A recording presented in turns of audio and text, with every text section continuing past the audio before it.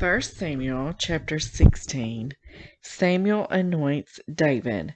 The Lord said to Samuel, "How long will you mourn for Saul, since I have rejected him as king over Israel? Fill your horn with oil and be on your way. I am sending you to Jesse of Bethlehem. I have chosen one of his sons to be king." But Samuel said, "How can I go? If Saul hears about it, he will kill me." The Lord said, "Take a heifer with you and say, 'I have come to sacrifice to the Lord.' Invite Jesse to the sacrifice, and I will show you what to do. You are to anoint for me the one I indicate." Samuel did what the Lord said. When he arrived at Bethlehem, the elders of the town trembled when they met him. They asked, "Do you come in peace?" Samuel replied, "Yes, in peace. I have come to sacrifice to the Lord. Consecrate yourselves and come to the sacrifice with me." Then he consecrated Jesse and his sons and invited them to the sacrifice. When they arrived, Samuel saw Eliab and thought, "Surely the Lord's anointed stands here before the Lord." But the Lord said to Samuel, "Do not consider his appearance or his height, for I have rejected him. The Lord does not look at the things people look at. People look at the outward appearance, but the Lord looks at the heart." Then Jesse called Abinadab and had him pass in front of Samuel. But Samuel said, "The Lord has not chosen this one either." Jesse then had Shammah pass by, but Samuel said, "Nor has the Lord chosen this one." Jesse had 7 of his sons pass before Samuel, but Samuel said to him, "The Lord has not chosen these." So he asked Jesse, "Are these all the sons you have?" "There is still the youngest," Jesse answered. "He is tending the sheep." Samuel said, "Send for him. We will not sit down until he arrives." So he sent for him and had him brought in. He was glowing with health and had a fine appearance and handsome features. Then the Lord said, "Rise and anoint him. This is the one." So Samuel took the horn of oil and anointed him in the presence of his brothers. And from that day on, the Spirit of the Lord came powerfully upon David. Samuel then went to Ramah. David and Saul's servants. Now the Spirit of the Lord had departed from Saul, and an evil spirit from the Lord tormented him. Saul's attendants said to him, "See, an evil spirit from God is tormenting you. Let your Lord command his servants here to search for someone who can play the lyre. He will play when the evil spirit from God comes on you, and you will feel better." So Saul said to his attendants, "Find someone who plays well and bring him to me." One of the servants answered, "I have seen a son of Jesse of Bethlehem who knows how to play the lyre. He is a brave man and a warrior. He speaks well and is a fine-looking man, and the Lord is with him." Then Saul sent messengers to Jesse and said, "Send me your son David, who is with the sheep."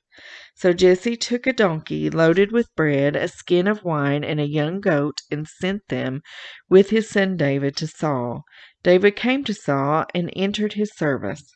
Saul liked him very much, and David became one of his armor-bearers. Then Saul sent word to Jesse, saying, "Allow David to remain in my service, for I am pleased with him." Whenever the Spirit from God came on Saul, David would take up his lyre and play. Then relief would come to Saul, he would feel better, and the evil spirit would leave him.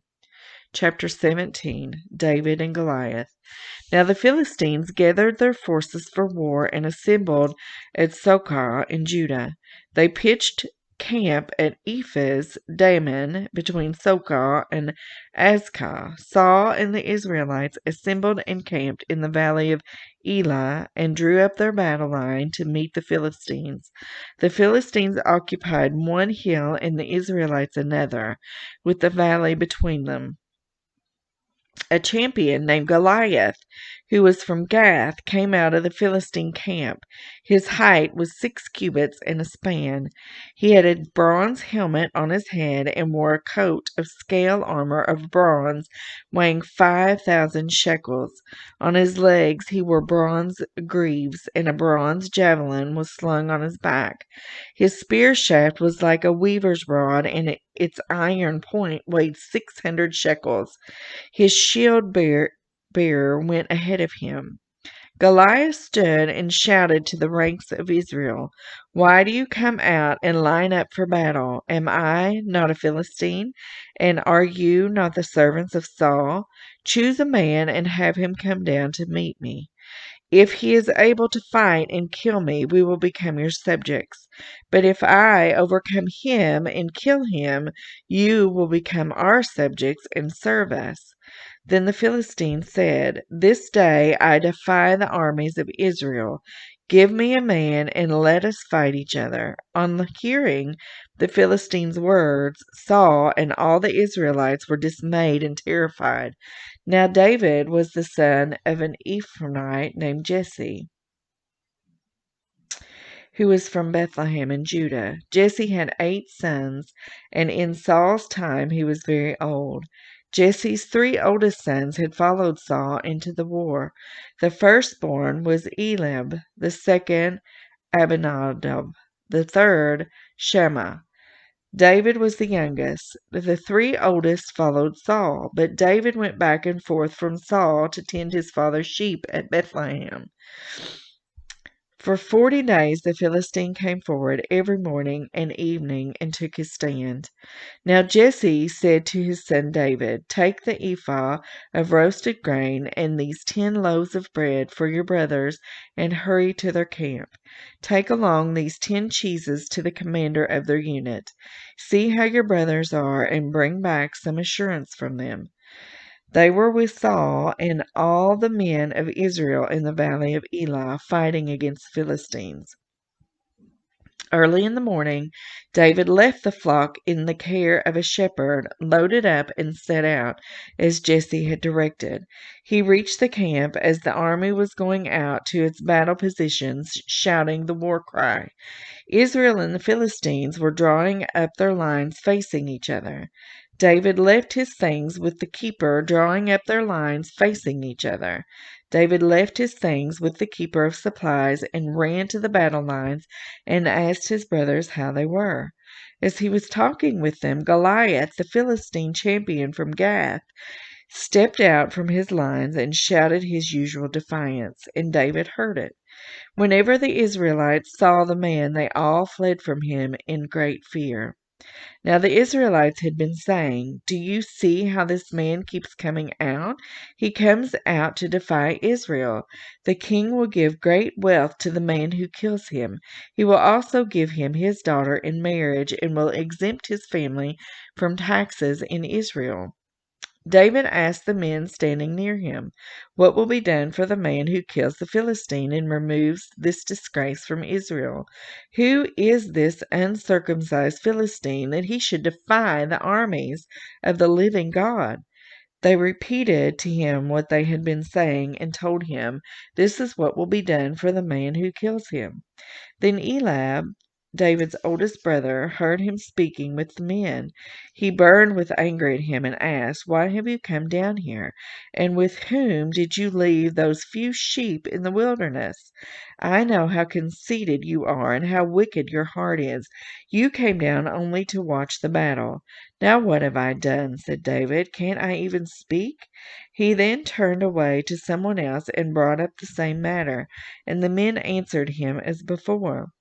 What David said was overheard and reported to Saul, and Saul sent for him. David said to Saul, "Let no one lose heart on account of this Philistine. Your servant will go and fight him." Saul replied, "You are not able to go out against this Philistine and fight him. You are only a young man, and he has been a warrior from his youth." But David said to Saul, "Your servant has been keeping his father's sheep. When a lion or a bear came and carried off a sheep from the flock, I went after it, struck it, and rescued the sheep from its mouth. When it turned on me, I seized it by its hair, struck it, and killed it. Your servant has killed both the lion and the bear. This uncircumcised Philistine will be like one of them, because he has defied the armies of the living God. The Lord who rescued me from the paw of the lion and the paw of the bear will rescue me from the hand of this Philistine."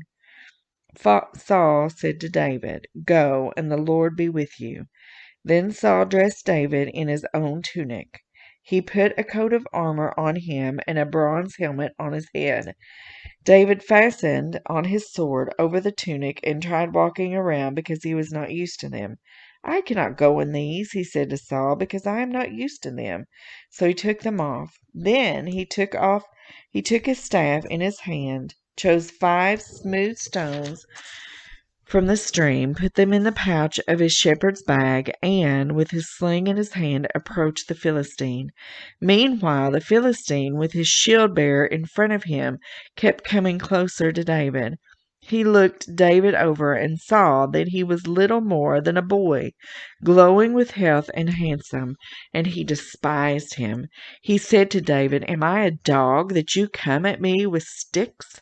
And the Philistine cursed David by his gods. "Come here," he said, "and I'll give your flesh to the birds and the wild animals." David said to the Philistine, "You come against me with sword and spear and javelin, but I come against you in the name of the Lord Almighty, the God of the armies of Israel, whom you have defied. This day the Lord will deliver you into my hands, and I'll strike you down and cut off your head. This very day I will give the carcasses of the Philistine army to the birds, and the wild animals in the whole world will know that there is a God in Israel.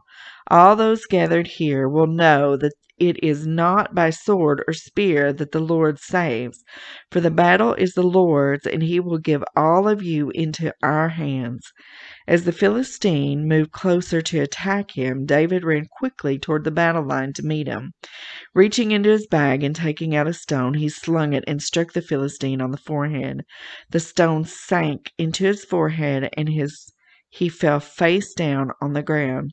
So David triumphed over the Philistine with a sling and a stone. Without a sword in his hand, he struck down the Philistine and killed him. David ran and stood over him. He took hold of the Philistine's sword and drew it from the sheath, and after he killed him, he cut off his head with the sword. When the Philistines saw that their hero was dead, they turned and ran. Then the men of Israel and Judah surged forward with a shout and pursued the Philistines to the entrance of Gath and to the gates of Ekron. Their dead were strewn along the Shaaraim road to Gath and Ekron. When the Israelites returned from chasing the Philistines, they plundered their camp. David took the Philistine's head and brought it to Jerusalem. He put the Philistine's weapons in his own tent. As Saul watched David going out to meet the Philistine, he said to Abner, commander of the army, "Abner, whose son is that young man?" Abner replied, "Find out whose son this young man is." As soon as David returned from killing the Philistine, Abner took him and brought him before Saul, with David still holding the Philistine's head. "Whose son are you, young man?" Saul asked him. David said, "I am the son of your servant Jesse of Bethlehem." Chapter 18. Saul's growing fear of David. After David had finished talking with Saul, Jonathan became one in spirit with David, and he loved him as himself. From that day Saul kept David with him and did not let him return home to his family. And Jonathan made a covenant with David because he loved him as himself. Jonathan took off the robe he was wearing and gave it to David, along with his tunic and even his sword, his bow, and his belt. Whatever mission Saul sent him on, David was so successful that Saul gave him a high rank in the army. This pleased all the troops and Saul's officers as well. When the men were returning home after David had killed the Philistine, the women came out from all the towns of Israel to meet King Saul with singing and dancing, and joyful songs, and with timbrels and lyres. As they danced, they sang, Saul has slain his 1,000, and David his tens of thousands. Saul was very angry. This refrain displeased him greatly. They have credited David with tens of thousands, he thought, but me with only thousands. What more can he get but the kingdom? And from that time on, Saul kept a close eye on David. The next day an evil spirit from God came forcefully on Saul. He was prophesying in his house while David was playing the lyre, as he usually did. Saul had a spear in his hand, and he hurled it, saying to himself, I'll pin David to the wall. But David eluded him twice. Saul was afraid of David because the Lord was with David, but had departed from Saul. So he sent David away from him and gave him command over 1,000 men, and David led the troops in their campaigns. In everything he did, he had great success, because the Lord was with him. When Saul saw how successful he was afraid of him. But all Israel and Judah loved David, because he had led them in their campaigns. Saul said to David, Here is my older daughter, Merab. I will give her to you in marriage, only serve me bravely and fight the battles of the Lord. For Saul said to himself, I will not raise a hand against him. Let the Philistines do that. But David said to Saul, Who am I, and what is my family or my clan in Israel, that I should become the king's son-in-law? So when the time came for Merab, Saul's daughter, to be given to David, she was given in marriage to Adriel of Meholah. Now Saul's daughter Michal was in love with David, and when they told Saul about it, he was pleased. I will give her to him, he thought, so that she may be a snare to him, and so that the hand of the Philistines may be against him. So Saul said to David, Now you have a second opportunity to become my son-in-law. Then Saul ordered his attendants, Speak to David privately and say, Look, the king likes you, and his attendants all love you. Now become his son-in-law. They repeated these words to David, but David said, Do you think it is a small matter to become the king's son-in-law? I'm only a poor man and little known. When Saul's servants told him what David had said, Saul replied, Say to David, the king wants no other price for the bride than 100 Philistine foreskins to take revenge on his enemies. Saul's plan was to have David fall by the hands of the Philistines. When the attendants told David these things, he was pleased to become the king's son-in-law. So before the allotted time elapsed, David took his men with him and went out and killed 200 Philistines and brought back their foreskins. They counted out the full number to the king so that David might become the king's son-in-law. Then Saul gave him his daughter Michal in marriage. When Saul realized that the Lord was with David and that his daughter Michal loved David, Saul became still more afraid of him, and he remained his enemy the rest of his days. The Philistine commanders continued to go out to battle, and as often as they did, David met with more success than the rest of Saul's officers, and his name became well known. Chapter 19. Saul tries to kill David. Saul told his son Jonathan and all the attendants to kill David. But Jonathan had taken a great liking to David and warned him, My father Saul is looking for a chance to kill you. Be on your guard tomorrow morning. Go into hiding and stay there. I will go out and stand with my father in the field where you are. I'll speak to him about you and will tell you what I find out. Jonathan spoke well of David to Saul his father, and said to him, Let not the king do wrong to his servant David. He has not wronged you, and what he has done has benefited you greatly. He took his life in his hands when he killed the Philistine. The Lord won a great victory for all Israel, and you saw it and were glad. Why then would you do wrong to an innocent man like David by killing him for no reason?" Saul listened to Jonathan and took this oath: "As surely as the Lord lives, David will not be put to death." So Jonathan called David and told him the whole conversation. He brought him to Saul, and David was with Saul as before. Once more war broke out, and David went out and fought the Philistines. He struck them with such force that they fled before him. But an evil spirit from the Lord came on Saul as he was sitting in the house with a spear in his hand. While David was playing the lyre, Saul tried to pin him to the wall with a spear, but David eluded him as Saul drove the spear into the wall. That night David made good his escape. Saul sent men to David's house to watch it and to kill him in the morning. But Michal, David's wife, warned him, "If you don't run for your life tonight, tomorrow you'll be killed." So Michal let David down through a window, and he fled and escaped.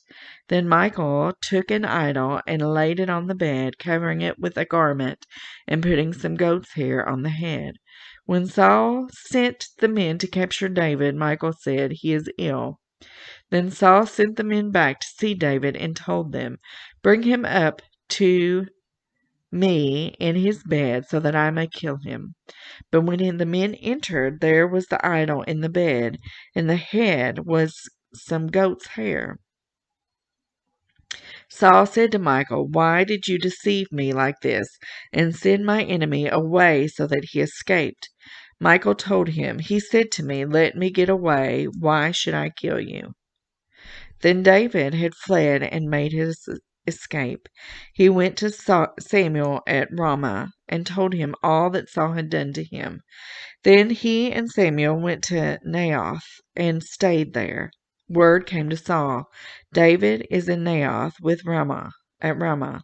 So he sent men to capture him. But when they saw a group of prophets prophesying, with Samuel standing there as their leader, the Spirit of God came on Saul's men, and Samuel standing there as their leader, the Spirit of God came on Saul's men, and they prophesied. Saul was told about it, and he sent more men, and they prophesied too. Saul sent men a third time, and they prophesied. Finally, he himself left for Ramah and went to the great cistern at Seku, and he asked, "Where are Samuel and David?" "Over in Naioth at Ramah," they said. So Saul went to Naioth at Ramah, but the Spirit of God came even on him, and he walked along prophesying until he came to Naioth. He stripped off his garments, and he too prophesied in Samuel's presence. He lay naked all that day and all that night. This is why people say, "Is Saul also among the prophets?" Chapter 20. David and Jonathan. Then David fled from Naioth at Ramah and went to Jonathan and asked, "What have I done? What is my crime?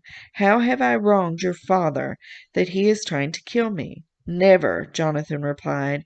"You are not going to die. Look, my father doesn't do anything, great or small, without letting me know. Why would he hide this from me? It isn't so." But David took an oath and said, "Your father knows very well that I have found favor in your eyes, and he has said to himself, 'Jonathan must know this, or he will be grieved.' Jonathan must not know this, or he will be grieved. Yet as surely as the Lord lives, and as you live, there is only a step between me and death." Jonathan said to David, "Whatever you want me to do, I'll do for you." So David said, "Look, tomorrow is the new moon feast, and I am supposed to dine with the king.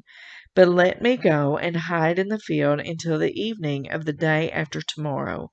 If your father misses me at all, tell him, 'David earnestly asked my permission to hurry to Bethlehem, his hometown, because as because an annual sacrifice is being made there for his whole clan. If he says, 'Very well,' then your servant is safe. But if he loses his temper, you can be sure that he is determined to harm me. As for you, show kindness to your servant, for you have brought him into a covenant with you before the Lord. If I am guilty, then kill me yourself.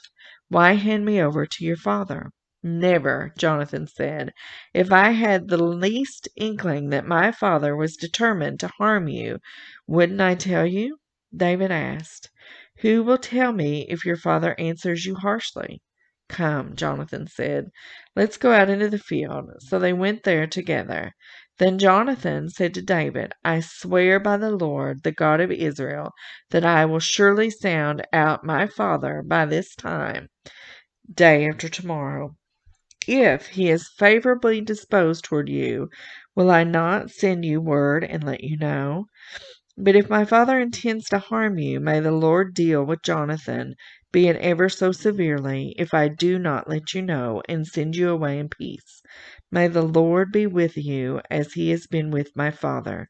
But show me unfailing kindness like the Lord's kindness as long as I live, so that I may not be killed. And do not ever cut off your kindness from my family, not even when the Lord has cut off every one of David's enemies from the face of the earth."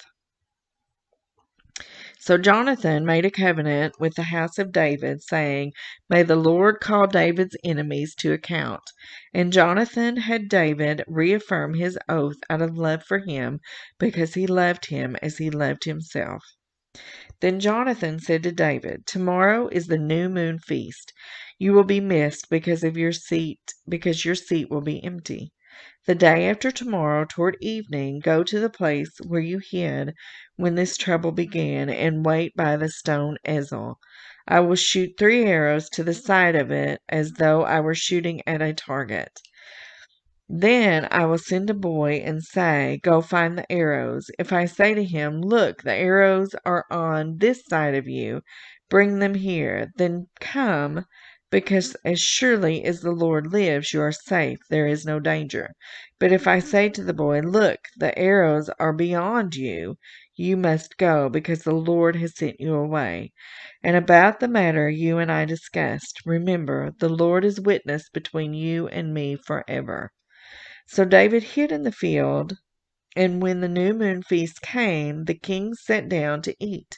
He sat in his customary place by the wall, opposite Jonathan, and Abner sat next to Saul, but David's place was empty.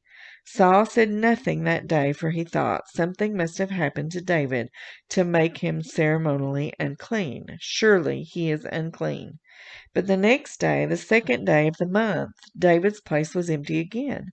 Then Saul said to his son Jonathan, "Why hasn't the son of Jesse come to the meal either yesterday or today?" Jonathan answered, "David earnestly asked me for permission to go to Bethlehem. He said, 'Let me go, because our family is observing a sacrifice in the town, and my brother has ordered me to be there. If I have found favor in your eyes, let me get away to see my brothers.' This is why he has not come to the king's table." Saul's anger flared up at Jonathan, and he said to him, "You son of a perverse and rebellious woman, don't I know that you have sided with the son of Jesse to your own shame and to the shame of the mother who bore you? As long as the son of Jesse lives on this earth, neither you nor your kingdom will be established. Now send someone to bring him to me, for he must die." "Why should he be put to death? What has he done?" Jonathan asked his father. But Saul hurled his spear at him to kill him. Then Jonathan knew that his father intended to kill David. Jonathan got up from the table in fierce anger. On that second day of the feast he did not eat, because he was grieved at his father's shameful treatment of David. In the morning Jonathan went out to the field for his meeting with David. He had a small boy with him, and he said to the boy, "Run and find the arrows I shoot." As the boy ran, he shot an arrow beyond him. When the boy came to the place where Jonathan's arrow had fallen, Jonathan called out after him, "Isn't the arrow beyond you?" Then he shouted, "Hurry, go quickly, don't stop." The boy picked up the arrow and returned to his master. The boy knew nothing about all this, only Jonathan and David knew. Then Jonathan gave his weapons to the boy and said, "Go, carry them back to town." After the boy had gone, David got up from the south side of the stone and bowed down before Jonathan 3 times with his face to the ground. Then they kissed each other and wept together, but David wept the most. Jonathan said to David, "Go in peace, for we have sworn friendship with each other in the name of the Lord, saying, 'The Lord is witness between you and me, and between your descendants and my descendants forever.'" Then David left, and Jonathan went back to the town.